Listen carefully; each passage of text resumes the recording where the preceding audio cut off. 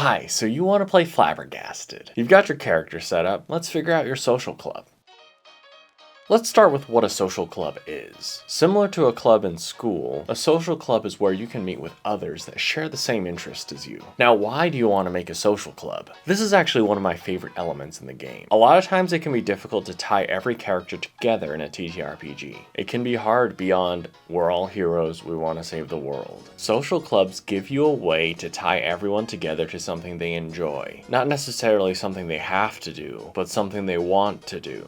So your staff character and your bohemian character might never cross paths except for their love of cryptids. Though these characters might fundamentally disagree with each other with how they live, they can come together and appreciate the search for Sasquatch as a team. This also gives you a rival, akin to Ash and Gary Oak. You get a very specific rival social club that you come to despise. A thorn in your side. Maybe this rivalry started generations ago. Or maybe something recently happened like a lover's quarrel that created this rift. Whether they have the same interest as you, or maybe they're on the opposite end and hate your specific interest. You have a rival or rivals that can spur action. And with that, you can build or lose notoriety by issuing public challenges. But I'm getting ahead of myself.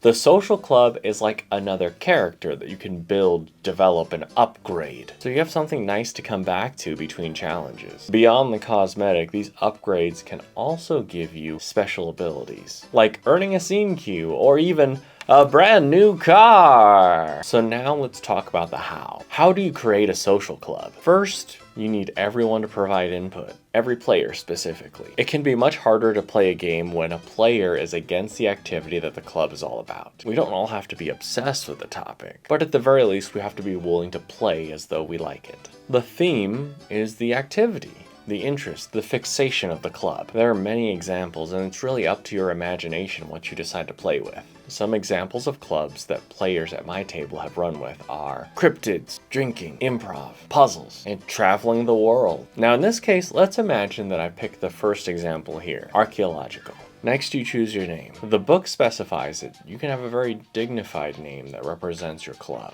or just a punny one. And when I read that, you know what I had to do. Just the artifacts. Excavation. Can you dig it?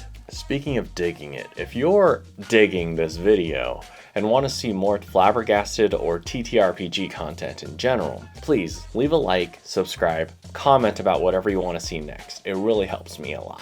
So once you've decided on a name, you need to determine the location. Where is your club right now? Regardless of how long the society has been around, when you start the game, your club is mechanically in its initial stages. So consider how you can build up from where you're starting from now. Maybe Can You Dig It is in an old abandoned shopping mall. So then any upgrades you make could be building out or just taking over another unit nearby. Next, you need a slogan and an emblem. It doesn't have to be too wild here. If you start with a very crude drawing, then maybe as the games progress, you can begin to make adjustments and beautify it. It's really something to behold when you start with something very rudimentary, very quick, and then you see where you've come all this way after so many games. I'll admit, the slogan is something that I hadn't really considered in my playthroughs. Though now that I think about it, there are plenty of things that players have said that have wormed their way into my brain and I laugh about every now and then. Now, rival clubs. So you can come up with this as a player, or you can leave this to the director.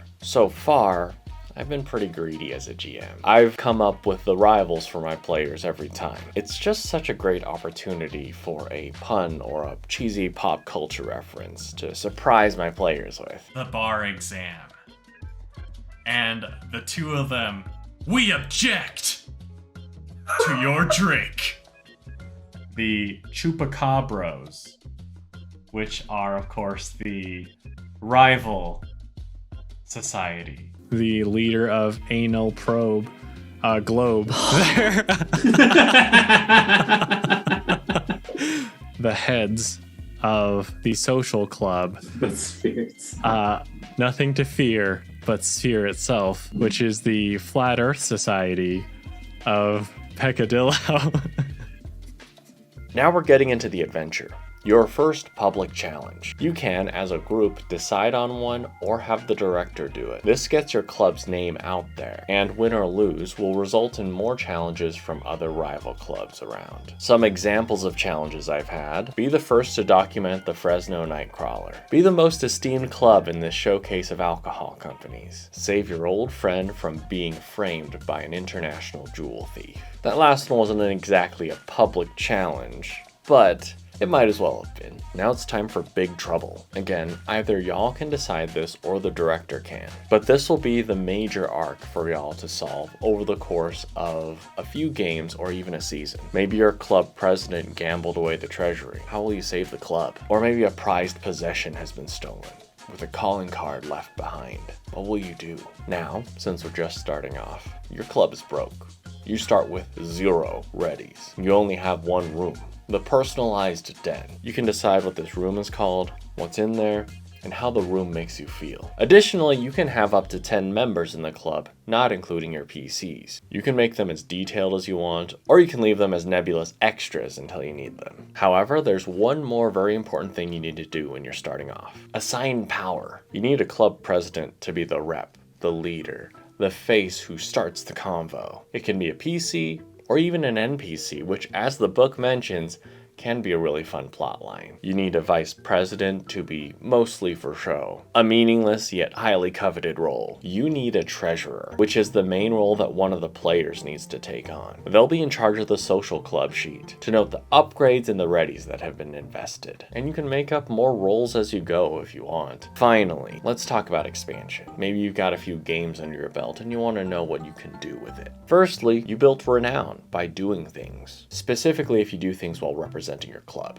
If you accomplish something significant, you gain renown. If you're humiliated publicly, you could lose renown. For every level of renown, you gain another 10 members into your club and access to upgrades. However, if you end up losing a renown, you don't automatically lose those members or the upgrade. Losing members would only really happen if it fits narratively, and it'd be up to the players and the director to decide if that's the kind of game you want to play. As far as adding members go, getting the automatic ones is a fun way to introduce more chaos into the group on the part of the director. But you can also invite NPCs you've met. Just recognize that you should do that sparingly, because if you try to invite everyone, that could be seen as desperate. Building funds. Like I said, you start at 0. Your protagonists can invest their readies at the end of a session to bump it up, because hoarding doesn't really help you much in this game. You can also make deals with NPCs for sponsorships, or win tournaments and wagers to help build up the funds. Finally, let's talk about upgrades. You can purchase a new room in the closing credits of a session. Please note, you can only buy one at the end of an episode, so choose wisely. These can range from mostly cosmetic, like the trophy room, to display your won challenges and contests, or extremely powerful for your character progression, like the studio, which allows your creativity and passion to be raised above the starting cap of 4 to a maximum of 8. And that's it for a quick peek into the progression of social clubs. If you enjoyed this video and would like to support me,